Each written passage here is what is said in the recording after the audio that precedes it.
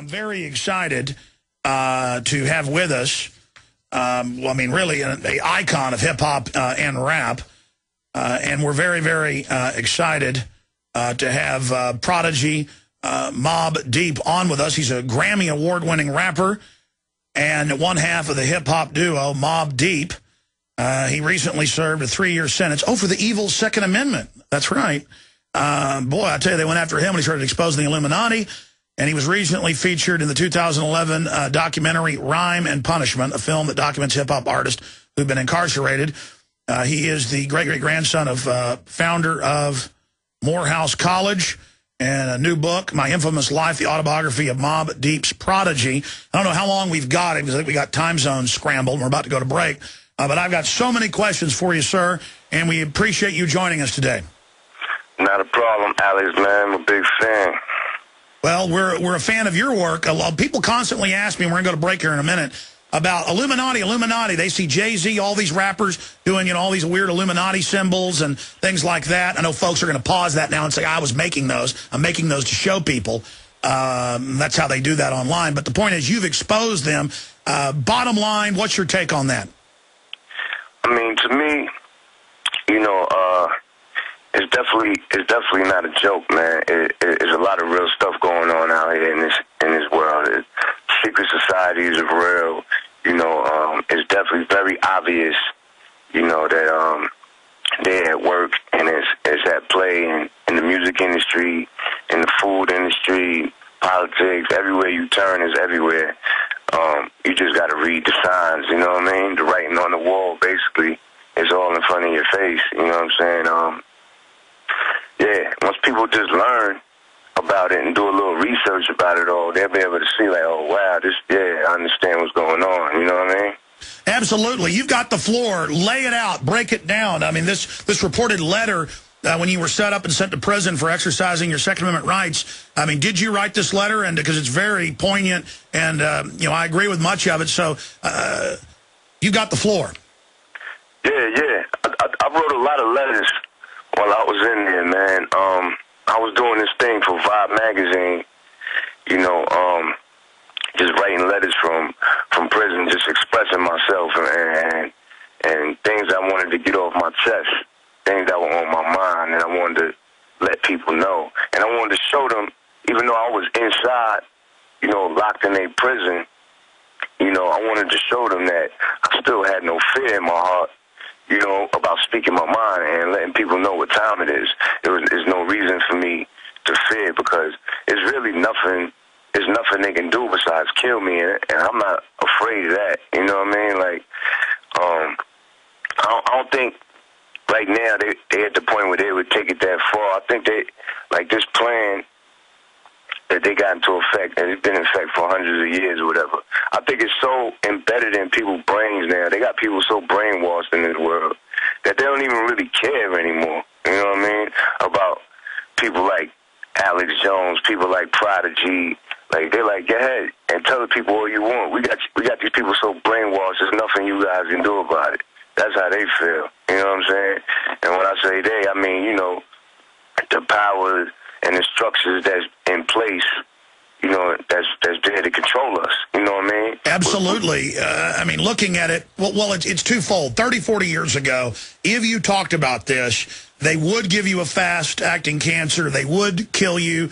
It's on record. Much of it's been declassified. But people still had courage and got the word out. And so because so many people spoke out, they've now flipped it and said, okay, we're growing the opium in Afghanistan. Okay, we're shipping the cocaine in. Okay, we're shipping the guns into Mexico to blame the Second Amendment. And so they've decided to just go with the revelation of the method instead, because they're desperate. But if we really try to shake people out of their trance, as you and others are doing across the board, we can beat them if we can get people out of the trance they're in. Yeah, definitely. At the end of the day, I always say, like, God always wins at the end of the day. You know what I mean? Good always going to beat evil at the end of the day, man. No matter how bad it's looking, you know what I mean? No matter what's going on, you know what I mean? Good is always going to win. You know what I mean? But right now, you know what I mean? The devil definitely got the world in the headlock. You know what I mean? It's crazy. It's definitely crazy. And it's at the point where they got it so far, like I said, they don't even care. They put it all in our face. You know what I mean? It's the information age. It's everywhere. It's all over the internet. What's going on? You know, it's all in these books. It's in movies. It's in, you know, it's all over the place. And they got people so brainwashed. You know what I mean? With all the you know, fashion and, you know, jewelry, especially like in the hip hop world. You know, in the hip hop community, in the urban communities where I come from, you know what I mean? They got us so brainwashed with fashion, jewelry, and sex and all this stuff. We don't even care to even think about what's going on. You know what I mean? Like a lot of the people that I'm around, like I look at them sometimes, and all they're concerned about is what I just said, like the fashion, the jewelry, the sex, all the stuff that is materialistic and stuff that like is not going to do nothing for their soul or their life. Well, you've had it all, and you know, it's not like I've had it all, but I mean, I've had a lot of success, gotten to meet most of the famous people in Hollywood at one time or another, and once you meet them and find out that it's nothing, it's not fulfilling. What is fulfilling is having truth and information and decency and honor. And but for folks that have never really had some form of notoriety or fame, which you've had much greater than I have, they can't understand it. They're always scrambling for it, reaching for it. Do you agree with that statement? And what can you say to young people and others that feel unfulfilled because they're not somebody making $10 million a year like a top rap star? Man, I would say it's not all about that, man. Life is not about you know, that chasing that dream. Life is about, you know what I mean, being happy. You know what I mean? It's about having you know, a pure heart, pure soul, eating good, family. You know what I mean? Yes. Love. You know what I'm saying? Like your relationship with your spouse or whatever. You know, these are the things that life is about, raising your children properly, making sure that, you know, each generation gets better than the last one, you know, smarter and healthier than the last one, all of that.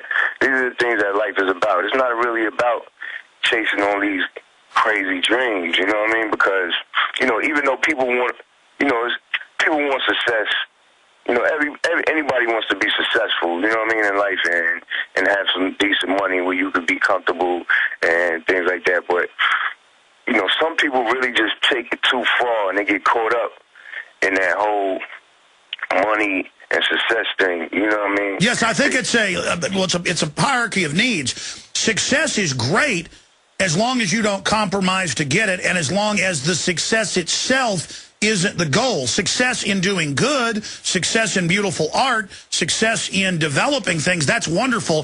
The globalists, the controllers, create a false success and set up false icons for us so that we'll chase, basically, it's false idols. Yeah, you're right. That's exactly what it is, you know what I mean? Yeah, man, it's bad, man. It's bad because, you know, I try to reach out and, you know, share the information that I know with a lot of people.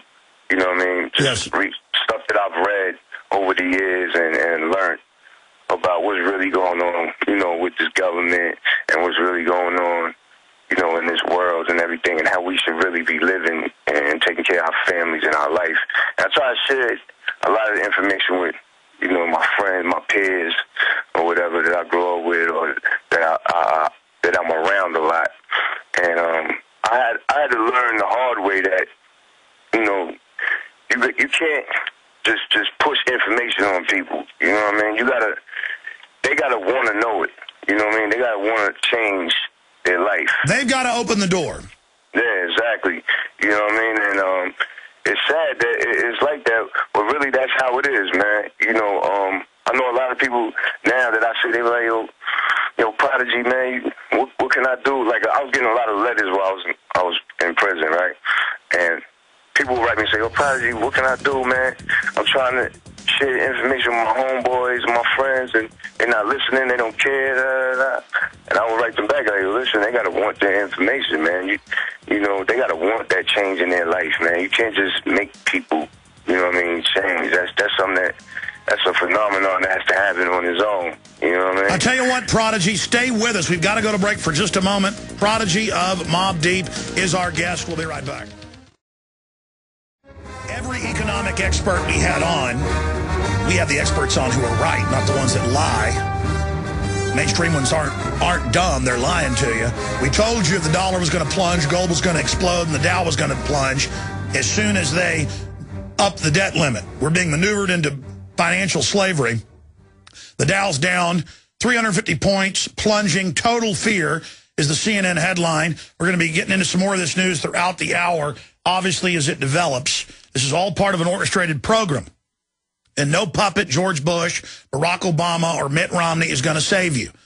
It's the Federal Reserve or us. It's the king, dragon rulers of this system. They have to come down, not their puppets. Now, Prodigy of Mobb Deep, legendary icon of hip-hop and rap, is our guest, really exposing the Illuminati program. And we were getting into folks, coming to him and saying, we're trying to wake up, folks, and they're not listening. It's because they're following a false mirage, a false culture sold to them by the social engineers. But the good news is we're beginning to break through. And one of the most common questions I get is, get Prodigy on. He's talking about stuff you're talking about. So here he is, sir. And you got cut off by the break. This is a short segment. You were talking about people have to want it. And then let's get into your view on the Illuminati and who's running this system. Yeah, so, like I was saying, it's hard to get people to listen and to get people to want to change. They got to want that change on their own. That'll never happen. You can't force somebody to want to change their life and change their way of thinking to understand what's really going on, that they've been manipulated. Their parents and their grandparents have been manipulated. It's hard to break somebody out of that spell, and their way of thinking and their belief system. You know what I mean? Because they're in a comfortable space where, it just shatters their whole entire world, and their way of thinking. It hurts so much. It's way too comfortable for them to just stay the way they are. You know what I mean? Well, it's like Neo in The Matrix when Morpheus gives him the red pill, and he goes, look, all I'm offering's the truth, nothing else. Yeah, exactly. So, that's a difficult thing, and I found that real challenging, growing up and dealing with the environment that I come from, that street world where, it's a lot of knuckleheads, you know what I mean? It's real difficult to reach them, you know what I mean?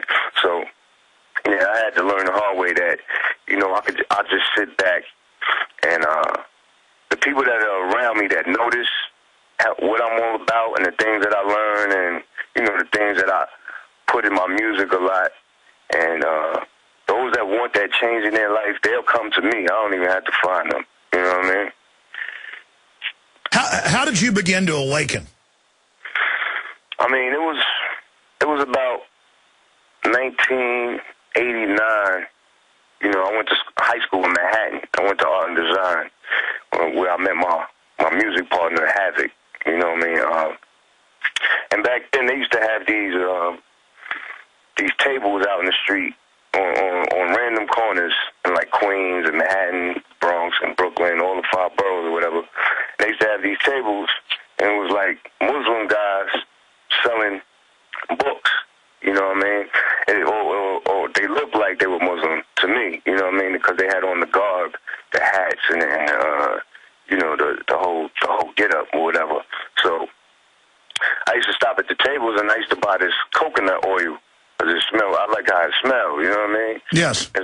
So stay there. Let's come back. We've got Prodigy of Mobb Deep on with us right now. Long segment coming up, and also. Prodigy, when we come back, let's plug all your websites and things. There's so many of them. I'm going to make sure I get the right ones out, so we'll drop those on people. On the other side, I'm Alex Jones. This is the Genesis Network, GCNlive.com. All Hades is breaking loose right now in the economy, everything is proceeding as the globalists have foreseen it. Ask yourselves, what are you doing in this time of great challenge? What are you doing to unlock minds?